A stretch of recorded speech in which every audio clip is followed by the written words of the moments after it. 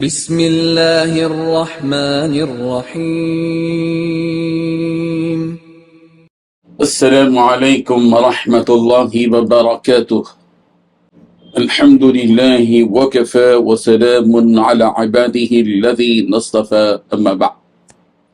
حاضرین و ناظرین، یہ درس نمبر 36 ہے، 36، اور آج کے درس کا عنوان ہے ایمان، اسلام، احسان اور علامات قیامت کی تفصیل۔ اسی سلسلے کی ایک حدیث آپ کی خدمت پیش ہے، ترجمے کے بعد تشریح کی جائے گی۔ بسم اللہ الرحمن الرحیم۔ عن ابی ہریرہ رضی اللہ عنہ قال كان النبي صلی اللہ علیہ وسلم بارزا یوما للناس فأتاه جبریل فقال ما الإيمان؟ قال الإيمان أن تؤمن بالله وملائكته وبلقائه ورسله وتؤمن بالبعث. قال فما الإسلام؟ قال الإسلام أن تعبد الله ولا تشرك به شيئا وتقيم الصلاة وتؤدي الزكاة المفروضة وتصوم رمضان. قال فما الإحسان؟ قال أن تعبد الله كأنك تراه فإن لم تكن تراه فإنه يراك. قال فمتى الساعة؟ قال ما المسؤول عنها بأعلم من السائل، وسأخبرك عن أشراطها إذا ولدت الأمة ربها وإذا تطاول رعاة الإبل البهم في البنيان في 5 لا يعلمهن إلا الله. ثم تلا النبي صلى الله عليه وسلم إن الله عنده علم الساعة. ثم أدبر فقال ردوه، فلم يروا شيئا، فقال هذا جبريل جاء يعلم الناس دينه. قال ابو عبد الله جعل ذلك كله من الایمان، متفق علیہ۔ ترجمہ یوں ہے، حضرت ابو ہریرہ رضی اللہ عنہ سے روایت ہے کہ نبی رحمت صلی اللہ علیہ وسلم ایک دن لوگوں کے درمیان تشریف فرماتے، کہتے جبرائیل علیہ السلام آپ کے پاس آئے اور سوال کیا ایمان کیا؟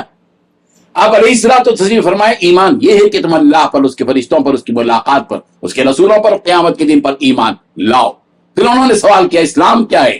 آپ علیہ الصلوۃ والتسلیم نے فرمایا اسلام یہ ہے کہ تم اللہ کی عبادت کرو، اس کے ساتھ کسی کو شریک نہ ٹھہراؤ، نماز قائم کرو، فرض زکوٰۃ ادا کرو، اور رمضان کے روزے رکھو۔ پھر انہوں نے پوچھا احسان کیا ہے؟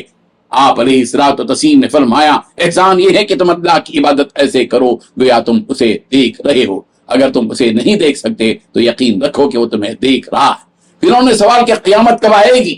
آپ علیہ الصلوۃ والتسلیم نے فرمایا جس سے سوال کیا جا رہا ہے وہ سوال کرنے والے سے زیادہ اس کے بارے میں کچھ نہیں جانتا، لیکن میں تمہیں اس کی نشانیاں بتاتا ہوں۔ جب لونڈی اپنی مالکن کو جنم دے گی اور جب تم دیکھو کہ ننگے پاؤں ننگے بدن بکریاں چرانے والے لوگ بلند عمارتیں بنانے میں ایک دوسرے سے آگے بڑھ رہے ہیں، پھر آپ علیہ الصلوۃ والتسلیم نے فرمایا یہ 5 باتیں ہیں جنہیں اللہ کے سوا کوئی نہیں جانتا۔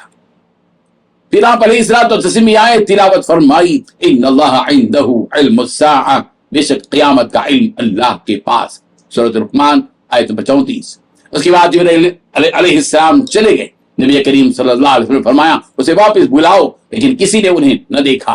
پھر آپ علیہ الصلوۃ والتسلیم نے فرمایا یہ جبرائیل تھے جو تمہیں تمہارا دین سکھانے آئے تھے۔ امام بخاری رحمہ اللہ فرماتے ہیں نبی رحمت صلی اللہ علیہ وسلم نے ان تمام امور کو ایمان میں شامل کیا۔ اس حدیث میں 10 باتیں بتلائی گئی ہیں۔ پہلی بات، ایک دن رسول رحمت صلی اللہ علیہ وسلم لوگوں کے سامنے بیٹھے ہوئے تھے کہ ایک آپ علیہ الصلوۃ والتسلیم کے سامنے ایک شخص آیا۔ دوسری بات، اس شخص سے پوچھا ایمان کیا چیز ہے؟ آپ علیہ الصلوۃ والتسلیم نے فرمایا کہ ایمان یہ ہے کہ تم اللہ اور اس کے فرشتوں پر اور آخرت پر، اللہ کے ملنے پر اور اللہ کے پیغمبروں پر ایمان لاؤ اور قیامت کا یقین رکھو۔ تیسری بات، اس شخص نے کہا کہ اسلام کیا چیز ہے؟ آپ علیہ الصلوۃ والتسلیم نے فرمایا اسلام یہ ہے کہ اللہ کی عبادت کرو، اس کے ساتھ شرک نہ کرو، نماز پڑھو، فرض زکوٰۃ ادا کرو اور رمضان کے روزے رکھو۔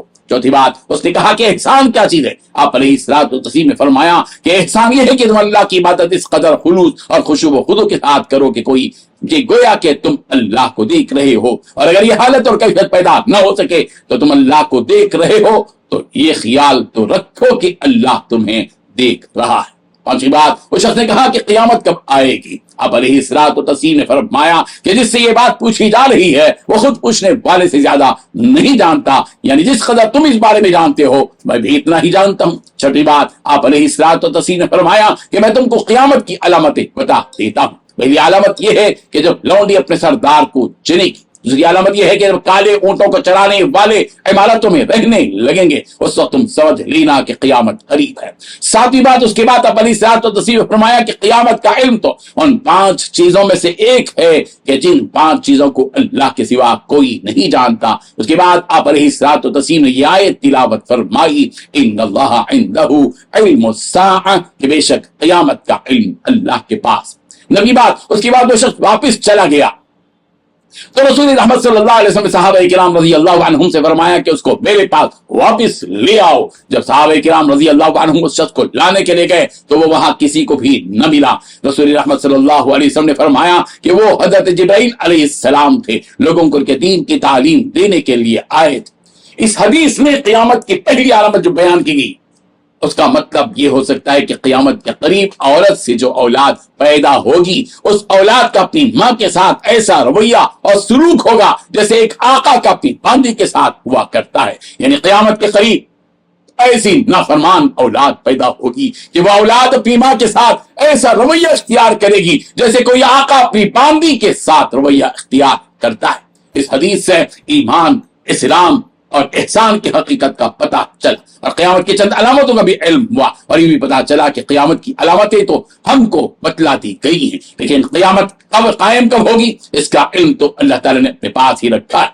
कतई तौर पर उसकी तारीख की यकीनी न सिर्फ न कुरान मजीद में है और न ही अहादीस शरीफा में कि उसकी कोई डेट, उसकी कोई सदी बताई नहीं गई है। इतना बता दिया गया है कि क़यामत करीब है। इंसान क़यामत की इन अलामतों से जिनको कुरान मजीद और अहादीस शरीफा में बतलाया गया है ये समझ सकता है कि क़यामत किस कदर हमसे करीब है। हमारी तवज्जो इस जानिब रहे कि जो क़यामत आने वाली है इस वहशतनाक दिन के लिए हमने क्या तैयारी कर रखी है। अल्लाह ताला हम सबको क़यामत के जुल्मतों से, क़यामत की अंधेरियों से महफूज रखे। आमीन। व आखिरु दअवाना अनिल हम्दुलिल्लाहि रब्बिल आलमीन।